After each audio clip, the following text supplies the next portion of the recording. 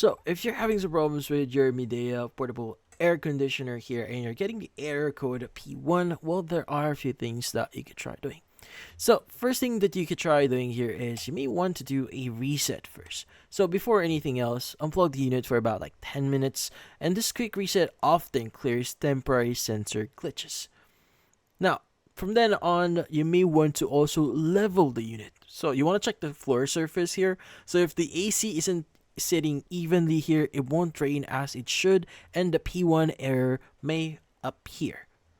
Now, also, you may want to improve drainage here. So if water is still stuck inside, carefully tilt the unit backward to let water trap water escape completely. So sometimes there's just leftover water inside of it. That's why you're having some issues.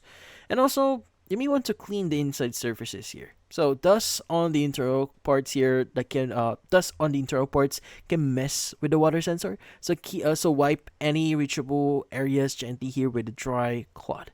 And also when the error keeps coming back or shows alongside a full water message, it may point to low refrigerant, a faulty fan, or even like suction pipe pressure problems. Now, if none of these steps actually help, check your manual, reach out to Midea customer service. Now, persistent P1 errors usually mean a repair or replacement is needed. But that's about it. So, hopefully this video was able to help you like and subscribe to our channel. Thank you for watching.